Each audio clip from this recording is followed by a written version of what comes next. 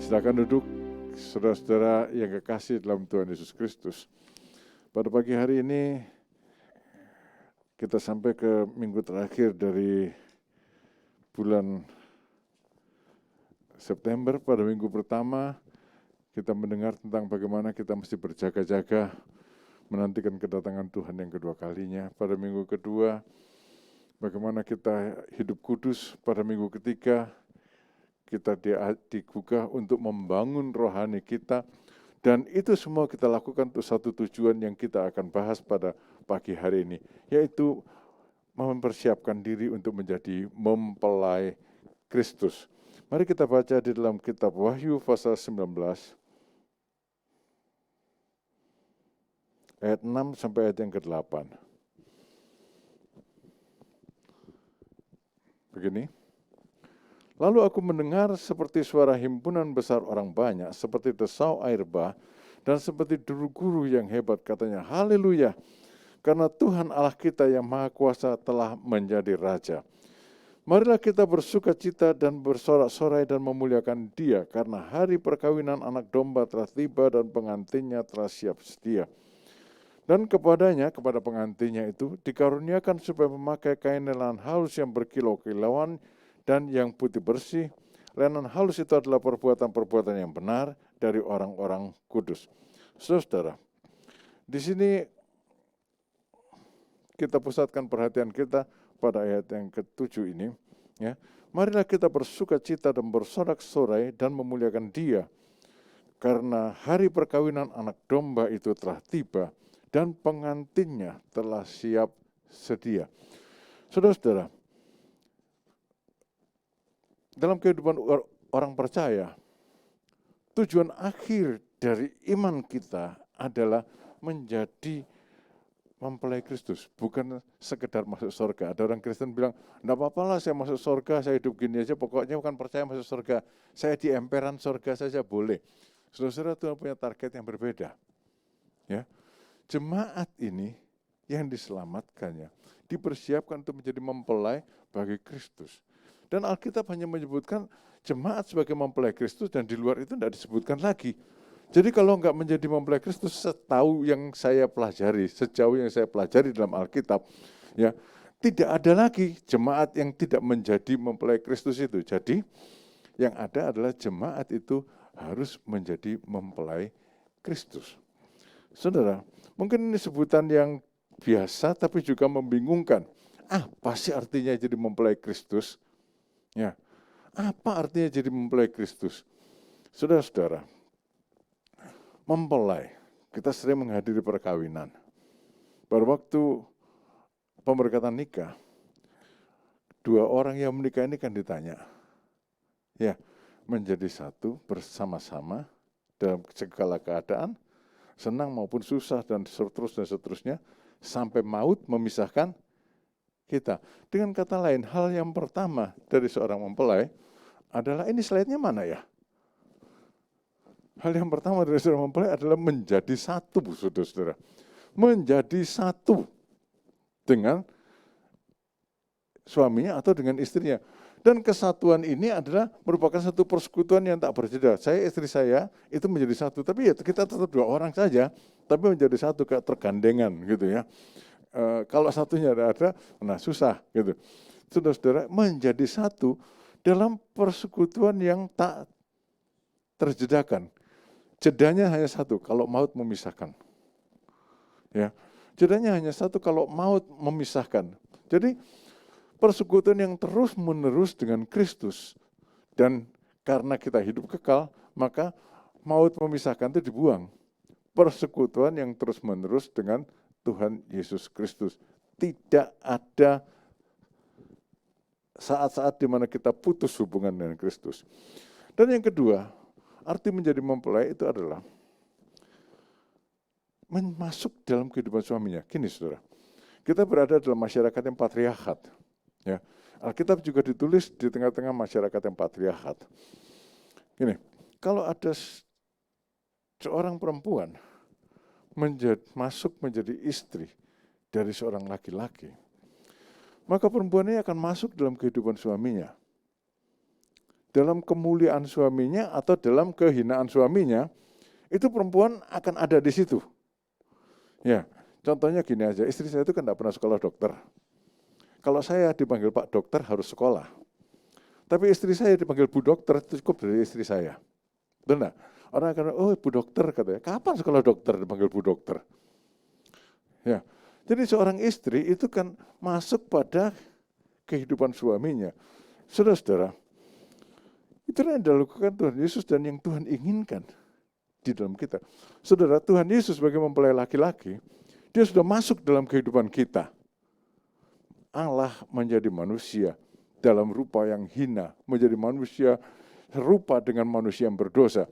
Dia masuk dalam kehidupan kita, dalam kehinaan kita. Tapi kemudian dia menukarkannya untuk agar kita sebagai mempelainya masuk dalam kehidupannya, dalam kemuliaannya. Kehinaan dia ambil, kemuliaan dia beri. Di dalam Kolose pasal 3 ayat yang ketiga di situ dikatakan, kalau Kristus nanti menyatakan diri, maka kita akan menyatakan diri bersama-sama dengan dia dalam kemuliaannya. Menjadi mempelai Kristus itu berarti mengambil bagian dalam kemuliaan Tuhan. Ya, dalam persekutuan yang tak putus-putusnya dengan Tuhan, dalam kemuliaan Tuhan. Saudara, itu adalah tujuan kita di masa depan. Di dalam Tuhan Yesus, dan itu juga rencana Tuhan bagi kita di masa depan. Lalu syaratnya jadi mempelai Kristus apa? Saudara, di dalam kitab Efesus pasal 5 ayat 22 dan seterusnya, di situ di judul perikopnya itu di sini. Kasih adalah dasar hubungan suami istri. Jadi syarat menjadi mempelai Kristus apa? Mengasihi Tuhan. Kalau tidak mengasihi Tuhan ya tidak bisa. Mengasihi Tuhan. Saudara, kita tidak dipaksa, ya, bukan zaman Siti Nurbaya. Ya, kita tidak dipaksa, tapi Tuhan bilang kalau nggak mengasihi aku ya tidak bisa. Ya, hukum pertama dan utama tentang mengasihi Tuhan. Ya, kasihilah Tuhan Allahmu dengan segenap hati dan seterusnya. Itu harus dipegang dalam hubungan kita dengan Tuhan. Kalau kita tidak mengasihi Tuhan, sehebat apapun kita menjadi orang Kristen, maka Tuhan bilang kamu tidak layak. Dalam Wahyu pasal 2, di situ ada satu jemaat, namanya jemaat Efesus. Luar biasa dalam iman, dalam pengajaran, dalam segala sesuatu, tapi Tuhan bilang, satu kekurangan kamu. Kamu tidak mengasihi aku. Kamu kehilangan kasih yang mula-mula. Kamu tidak mengasihi aku. Dan itu bukan perkara yang enteng. Sebab Tuhan bilang, bertobat kembali kepada kasih-Mu yang mula-mula. Sebab kalau kamu tidak mengasihi aku akan ambil kaki Dian dari tempatmu. Kaki Dian itu berbicara tentang jemaat Tuhan. Kalau tidak mengasihi Tuhan, dengan kata lain, maka kamu bukan jemaatku lagi. Kalau bukan jemaat Tuhan, maka dia bukan mempelai Kristus. Aku akan mengambil kaki Dianmu dari tempatmu. Kamu bukan jemaatku lagi, kata Tuhan. Saudara-saudara, jadi mengasihi Tuhan, kita mesti mengasihi Tuhan. Bahkan dalam 1 Korintus pasal 16 ayat yang ke-22 dikatakan, siapa yang tidak mengasihi Tuhan, terkutuklah ia. Maranatha, sampai Tuhan Yesus datang, sampai selama-lamanya. Tidak ada pilihan lain. Allah mengasihi kita, kita harus mengasihi dia. Hubungan timbal balik. Dan saudara-saudara, kasih itu keputusan. Kasih itu keputusan. Satu hari ada seorang tua, ada seorang bapak bilang, anaknya mau bercerai, tidak boleh. Saya bilang, terus iya saya sudah bilang sama anak saya tidak boleh, tapi anaknya ngotot. Dia bilang, saya sudah nggak cinta sama dia lagi. Dan cintanya sudah hilang, ya sudah. Saudara-saudara, itu salah. Ya, cinta, kasih itu adalah keputusan. Pada saat kita bilang, saya nggak ngasih kamu, terus pikiran kita hanya tidak mengasihi, terus dia tidak mengasihi. Tapi pada waktu kita mengambil keputusan untuk mengasihi, maka kita mengasihi. Keputusan itu sebabnya kasih itu diperintahkan. Saudara, mari kita lihat diri kita.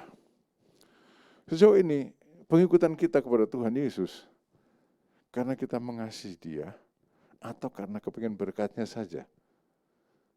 Orang yang mengasihi itu ada rasa kangen, ya toh? Jiwaku merindukanmu, ya Allah yang hidup. Ya, itu mestinya orang Kristen gitu. Merindukan Tuhan, merindukan Tuhan, merindukan Tuhan. Mari saudara, cintai Tuhan. Bagi kita tidak ada pilihan lain. Jadi mempelai Kristus atau terbuang. Kan Tuhan tidak bilang kepada jemaat Efesus gini, kalau kamu gak mencintai aku ya sudah kamu gak jadi mempelaimu tapi kamu tetap jemaatku. Tapi Tuhan bilang gini, aku mengambil kaki dianmu daripadamu. Kaki dian itu adalah gambaran jemaat. Aku mengambil kaki dianmu daripadaku. Dengan kata lain Tuhan bilang, kamu bukan jemaatku. Bagi saya tidak ada pilihan lain, bagi saudara tidak ada pilihan lain. Kita menerima cinta dari Tuhan, kita menerima kasih dari Tuhan. Kita mesti membalasnya dengan kasih. Kasih Tuhanmu. Lalu saudara, kalau kita adalah mempelai Kristus, kita mengasihi Tuhan, harapannya sudah jelas. Lalu ciri-cirinya apa? Ada ciri-cirinya toh? Ada hal-hal yang jelas, harus ada apa ciri-ciri orang yang siap atau mempersiapkan diri dari menjadi mempelai Kristus. Berikutnya, Wahyu pasal 19 ayat yang ke-7 berkata, marilah kita bersuka cita dan bersorak-sorai dan memuliakan Dia karena hari perkawinan domba telah tiba dan pengantinnya telah siap sedia. Ciri pertama adalah memiliki karakter yang dewasa. Sebenarnya kalau baca ayat ini, di mana di situ disebutkan karakter yang dewasa? Dikatakan di sini, pengantinnya telah siap sedia. Sudah, mana ada perempuan bisa siap sedia untuk menjadi mempelai kalau dia nggak dewasa? Satu hal yang pasti dia dewasa. Tuhan menghendaki kita memiliki kedewasaan. Kalau ada seorang nikah dengan anak perempuan kecil, itu namanya sakit jiwa. Ya toh pedofil kan sakit jiwa. Maksud saya nikah dengan anak umur 9 tahun misalnya. Ini kan perlu dipegang jidatnya ini. Panas apa enggak gitu ya toh? Saudara, Tuhan juga mempelai ini harus dewasa. Bagaimana ciri orang Kristen yang dewasa? Saudara, orang Kristen anak-anak itu, saudara kalau punya anak kecil, mesti dibilangi, itu enggak boleh. Ya toh? Itu enggak boleh. Banyak boleh atau enggak boleh. Kenapa? Anak kecil enggak tahu. Kalau air panas, itu dipegang bakal melonyoh, kan gitu. Anak kecil enggak tahu. Kalau megang listrik bakal kesetrum. Anak kecil masih polos, dia enggak tahu. Maka kehidupan Kristen anak-anak mesti dikasih tahu, itu enggak boleh, ini boleh, itu enggak boleh, ini boleh. Ya, urusannya tentang dosa atau tidak dosa. Tapi kalau seorang sudah dewasa, masa perlu dikasih tahu ini boleh, ini enggak boleh. Dia sudah tahu mana yang benar. Dia sudah tahu mana yang boleh. Jadi, orang Kristen yang sudah dewasa, hidupnya tidak berfokus pada apa yang boleh dan apa yang tidak boleh. Tapi hidupnya itu berfokus pada satu hal. Apa yang menyenangkan Tuhan. Apa yang menyenangkan mempelai laki-lakinya. Ya, ingat ya dulu ada nyanyian, menyenangkanmu, senangkanmu, hanya itu kerinduanku. Itu ciri orang Kristen yang dewasa. Apakah aku menyenangkan hati Tuhan atau mendukakan hati Tuhan? Mari saudara, kita pikirkan dalam kehidupan kita. Apa yang kita lakukan itu sudah menyenangkan hati Tuhan atau selama ini kita cuek baik? Tuhan mau senang, mau gak senang, terserah, pokok saya senang. Saudara, pikirkan apa yang menyenangkan hati Bapa, dan karena kita adalah mempelai dengan satu misi, yaitu melebarkan kerajaan sorga, maka kita juga perlu berpikir bahwa apa yang kita lakukan ini berguna untuk pelebaran kerajaan sorga atau menjadi batu sandungan. Minggu lalu itu kita dengar ya, kehidupan yang menjadi batu sandungan atau kehidupan yang memberkati, melebarkan kerajaan sorga. Sudah. Jadi Begini, ya, mempelai Kristus punya ciri satu, dewasa. Syaratnya mencintai Tuhan. Banyak orang dewasa tapi tidak cinta sama saya, kan gitu ya. Hanya satu. Nah, banyak orang dewasa tapi tidak cinta Tuhan, bukan mempelai Kristus gitu. Ya, mencintai Tuhan. Lalu dewasa. Dewasa berarti pikirannya bukan tentang apa yang boleh dan tidak boleh, meninggalkan ajaran dasar karena itu sudah tahu. Otomatis kita kalau saya kasih tahu itu tidak boleh. Itu tidak boleh. Tapi kita punya pikiran, apa yang menyenangkan Tuhan? Apa yang menyebabkan kerajaan Allah bisa diperluas? Hidup yang tidak menjadi batu sandungan. Saya lanjutkan dengan poin yang kedua. Poin yang kedua adalah, ciri kedua adalah memiliki kehidupan yang kudus. Karakteristik pertama adalah dewasa. Karakteristik atau ciri yang kedua adalah hidupnya itu kudus. Dalam Wahyu 19 ayat 8a dikatakan, dan kepadanya dikaruniakan supaya memakai kain lenan halus yang berkilau-kilauan dan yang putih bersih. Juga di sini tidak disebutkan kudus, tapi ada sesuatu yang menunjukkan itu kehidupan yang kudus. Apa? Lenan halus itu berkilau-kilauan dan yang putih bersih. Ini menggambarkan satu kehidupan yang kudus. Ingat pada waktu cerita Tuhan Yesus dipermuliakan di atas gunung? Pakaiannya apa? Kan putih berkilau-kilauan. Sampai dikatakan tidak ada satu penatu itu zaman sekarang apa namanya? Tidak ada satu laundry pun yang bisa cuci seperti itu. Pakaian yang berkilau-kilauan dan putih bersih itu menggambarkan kekudusan. Ya, kita mesti hidup kudus di tengah dunia yang tidak kudus sekarang ini. Saudara, ada banyak orang baik tapi hidupnya tidak kudus. Tapi Allah menginginkan orang percaya hidup kudus karena Allah sendiri adalah kudus. Ada banyak orang baik tapi hidupnya tidak kudus. Karena orangnya tuh tidak bakal nuntut saya ya. Namanya Simon Cowell. Yang suka nonton American Got Talent atau British Got Talent kan tahu Simon Cowell. Ini orang baik sekali. Orang yang sangat baik, hatinya gampang terjamah. Dan kalau hatinya terjamah, dia kemarin itu ada yang Nightbird, yang sama dia dikasih golden buzzer karena sakit kanker. Dia itu sakit kanker, dia tidak bisa lanjut ke tahap berikutnya, dia berobat, tidak punya uang.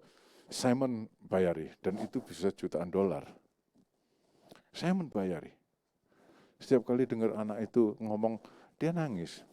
Orang baik. Tapi tidak kudus. Kenapa? Mata keranjangnya minta ampun. Walah, mata keranjangnya enggak karuan, saudara. Pokoknya Simon tidak bisa lihat perempuan cantik kayak aneh gitu loh. Cantik menurut dia ya. Aduh, mata keranjangnya. Ini namanya orang baik tapi hidupnya tidak kudus. Jangan tanya masuk surga enggak ya, saya bukan Tuhan. Tapi Tuhan tidak menghendaki orang baik tapi hidupnya tidak kudus. Mempelai Kristus harus hidup kudus. Kita akan mampu hidup kudus. Ya toh? Mampu, kenapa? Ada Roh Kudus di dalam kita. Ya. Sejak kita terima Tuhan Yesus, terimanya dengan sungguh-sungguh, bukan cuma asal terima ya. Terima ya, memang terima Tuhan Yesus dengan sungguh-sungguh, di hati kita itu ada Roh Kudus. Yang memberikan tuntunan pada kita untuk hidup kudus. Jadi tidak mustahil untuk hidup kudus. Selama kita dengar-dengaran pada pimpinan Roh Kudus. Ada suara di hati kita. Ya, ada suara di hati kita yang akan memberikan petunjuk kepada kita. Ya, entahkah kamu harus jalan menganan atau mengiri, kata Nabi Yesaya. Itu ada petunjuk bagi kita. Ya, kita akan dituntun dalam satu kehidupan yang kudus. Ada Roh Kudus. Bagaimana kalau orang Kristen hidupnya tidak Roh Kudus? Tidak kudus? Ya, kalau orang Kristen hidupnya tidak kudus, itu kehidupannya mendukakan Roh Kudus. Dan kehidupan mendukakan Roh Kudus itu tidak berkenan kepada Tuhan dan seterusnya. Tapi tidak boleh. Ya. Dan kalau kita punya hidup kudus, maka hubungan kita akan semakin intim dengan Tuhan. Dan makin intim kita dengan Tuhan, kehidupan kita menjadi makin kudus. Kata orang, saya nggak tahu. Suami istri yang betul-betul mencintai, makin lama mereka hidup bersama, ada kemiripan di dalam wajahnya. Katanya gitu. Tapi saya sama istri saya enggak mirip ya.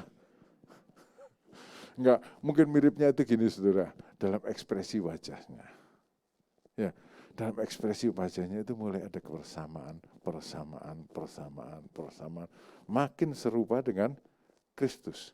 Saudara, itu hidup kudus. Ya. Jadi yang kedua, kita tidak bisa jadi orang baik tapi hidupnya tidak kudus. Kita mesti hidup kudus. Orang jahat hidup kudus ada enggak? Setahu saya enggak ada ya. Toh. Ada enggak orang jahat hidup kudus? Nanti tolong kasih tahu saya kalau saudara tahu ada orang jahat hidup kudus. Setahu saya orang jahat hidupnya enggak kudus. Ya. Kalau kudus masa bisa berbuat jahat. Ya. Hidup kudus. Lalu ciri yang ketiga adalah memiliki perbuatan yang benar. Lenan halus itu adalah perbuatan-perbuatan yang benar dari orang-orang kudus. Wahyu 19 ayat 8b. Perbuatan yang benar dari orang-orang kudus. Ya, jadi orang kudus itu berbuat benar. Itu sebetulnya dua sisi dari mata uang. Atau dua sisi. Semua yang kita punya itu kan dua sisi ya. Dua sisi dari kertas, dua sisi dari mata uang. Ya. Dua sisi dari piring, ada luar dan dalam. Ya. Saudara, hidup kudus itu keadaan batin. Ya. Perbuatan yang benar adalah manifestasi dari satu kehidupan yang kudus. Meskipun tadi ada orang berbuat benar, hidupnya tidak kudus, bisa saja. Tapi orang yang kudus manifestasinya pasti berbuat benar. Lenan halus adalah perbuatan-perbuatan yang benar dari orang-orang kudus. Ya. Lenan halus, putih berkilau-kilauan, menyatakan kekudusan. Lenan halus itu sendiri adalah perbuatan kebenaran, perbuatan yang benar. Karena itu saya katakan kekudusan dan kebenaran itu tidak bisa dipisahkan. Dua sisi dari mata uang, ya. Yang kalau satunya dihilangkan ya nggak payu, ya, nggak payu gitu, nggak laku. Ya. Harus ada. Ya. Karena kita adalah mempelai Kristus, kita harus layak bagi Dia. Dan bagaimana kita bisa layak bagi Dia? Hidupnya masih benar. Kita mengasihi Tuhan, hidupnya benar. Kita hidup kudus, hidupnya benar. Melakukan yang benar. Hidup kudus itu keadaan batin ya. Yang mungkin bisa katakan secara pasif hidupnya kudus. Hidup benar itu adalah aktifnya. Tindakannya. Orang yang benar di batinnya, tindakannya, orang yang kudus di batinnya, tindakannya adalah benar. Artinya, kita bukan hanya mengetahui teori hidup benar, seperti orang Farisi, hafal Alkitab dari A sampai Z. Ya, berapa huruf di dalam perjanjian lama mereka tahu. Huruf yang di tengah apa mereka tahu. Kalau kita pasal di tengah, mereka huruf yang di tengah. Ya, orang Farisi. Tapi tidak melakukannya. Saya tahu kalau sebelum berangkat itu sebelum naik mobil keluar rumah itu keliling sebentar gitu. Lihat bannya benar apa enggak. Kan jalannya kalau bannya benar. Tahu. Ngasih nasihat anak-anak. Tapi melakukannya tidak. Kemarin saya keluar rumah kluduk. Nah, saudara-saudara berhenti 100 meter. Karena nyetir istri saya tidak bisa langsung berhenti, rada minggir 100 meter. Banyak kempes. Yang salah siapa? Wong sudah tahu. Ya toh? Tahu dan melakukan itu beda. Tahu tindakan yang benar tapi tidak dilakukan, tidak ada gunanya. Kata orang Jawa, getun dibomburi. Padahal tadinya kalau cuma keliling gitu aja selamat. Tapi karena perkara sepele ini dilupakan, akibatnya 45 menit dari hidup saya terbuang sia-sia untuk cari tukang ban, untuk ganti ban, ya dan seterusnya. Itu 45 menit terbuang sia-sia, mestinya bisa dipakai doa di sini. Saudara, tahu dan melakukan itu sangat berbeda. Lakukan apa yang saudara tahu dalam melalui firman-Nya. Kita harus menghidupi setiap firman-Nya, bukan sekedar tahu. Kita harus melakukan setiap firman-Nya, bukan sekedar tahu. Dan melakukan kebenaran itu bisa bertentangan dengan arus duniawi loh ya. Atau sangat sering bertentangan dengan arus duniawi. Kenapa? Di dunia ini saudara, ini perbuatan salah, tapi kalau semua orang bilang benar, jadi ya dianggap benar. Ya toh? Di dunia itu gitu. Contoh sederhana, aturan kalau belok ke kanan di perempatan, itu mesti tunggu arus sini tidak ada, pokoknya tidak boleh motong arus orang lah. Harus tunggu kalau sudah kosong dari sebelah sini baru belok kanan. Coba lakukan di Indonesia. Kalau saudara diklakson habis sama orang di belakang. Jadi yang benar apa? Ya kalau bisa serobot aja lah. Dan semua orang melakukannya dan tidak marah toh. Yang salah jadi benar karena semua orang melakukannya. Tapi Tuhan tidak gitu loh saudara. Tuhan tidak gitu. Tuhan bilang, yang benar ya benar. Semua orang melakukan salah, tidak urusannya. Bukan urusanmu.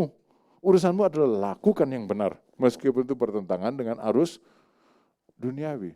Jadi seringkali kan kita dibujuk. Tidak apa-apa, semua orang melakukannya kok tidak apa-apa. Nah, yang kita pikirkan bukan tidak apa-apa semua orang melakukannya. Tuhan melakukannya apa enggak? Kalau Tuhan tidak melakukannya, jangan lakukan. Maka jawaban kita adalah, enggak lah.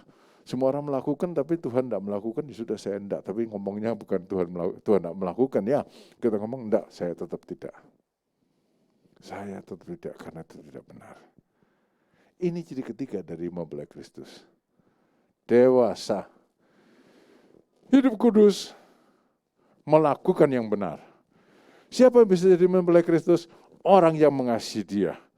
Apa yang diterima sebagai mempelai Kristus? Bagaimana seorang mempelai Kristus? Saudara-saudara, seorang mempelai Kristus hidup dalam persekutuan yang tidak berselang, tidak berjeda dengan Tuhan. Mengambil bagian dalam kemuliaan Tuhan. Saudara ingat, tidak ada pilihan. Setahu saya tidak ada pilihan lagi. Jemaat adalah mempelai Kristus, itu yang saya baca di Alkitab. Tidak ada pilihan, boleh tinggal di emperan surga.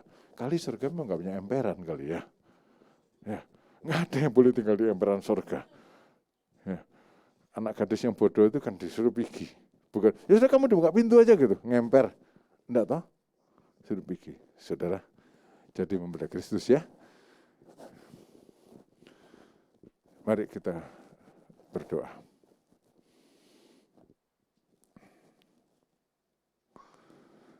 Bapa di surga, kiranya Engkau yang sudah menebus kami untuk menjadi mempelai-Mu, hidup dalam kebenaran sesuai dengan apa yang Tuhan inginkan, sampai kalau Engkau datang yang kedua kalinya Tuhan Yesus, Kau dapati kami siap sedia sebagai mempelai yang tak bercacat dan tak bercela di hadapan-Mu. Mengasihi-Mu dengan sungguh-sungguh Tuhan. Tolong kami, ingatkan kami untuk tidak mengasihi dunia ini, tapi mengasihi-Mu. Ingatkan kami Tuhan, ingatkan kami untuk mengembangkan tabiat sebagai mempelai Kristus. Bertumbuh ke arah kedewasaan penuh. Tolong kami ya Tuhan, untuk hidup dalam kekudusan. Tolong kami ya Tuhan, untuk mewujudkan kekudusan kami dalam perbuatan yang benar. Sehingga dengan demikian ya Tuhan, jemaat Tuhan yang ada ini layak di hadapan hadirat-Mu. Engkau datang kembali, kami layak di hadapan hadirat-Mu, dan kami masuk dalam kemuliaan-Mu. Tuhan, bekerjalah kiranya dalam kehidupan kami. Jamah kehidupan kami, jamah jemaat-Mu ini, jamah kami Tuhan, dengan kasih yang dari sorga, meluap dan meluap senantiasa dalam kehidupan kami. Terima kasih banyak Tuhan. Terpujilah nama-Mu selama-lamanya. Dan pada saat ini hamba-Mu berdoa Tuhan, buat saudara-saudara kami yang berulang tahun. Lawatlah saudara-saudara ini Tuhan, 1 tahun penuh Engkau sudah. Hamba-Mu berdoa Tuhan, sekiranya Engkau sendiri memberkati mereka dalam perjalanan hidupnya di hari-hari yang akan datang. Tolong saudara-saudara ini untuk hidup memandang kepadamu, berjalan di dalam-Mu. Berkati akan semua saudara-saudara ya Tuhan yang telah mempersembahkan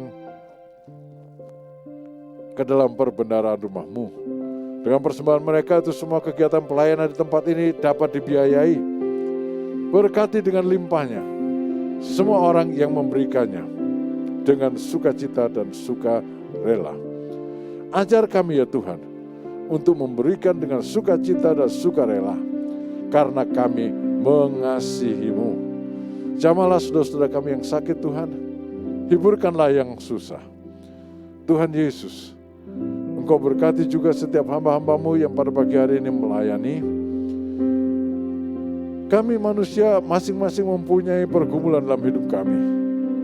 Tuhan, kalau saudara-saudara ini mendoakan kesusahan mereka, dengarkanlah, kabulkanlah doa-doa mereka.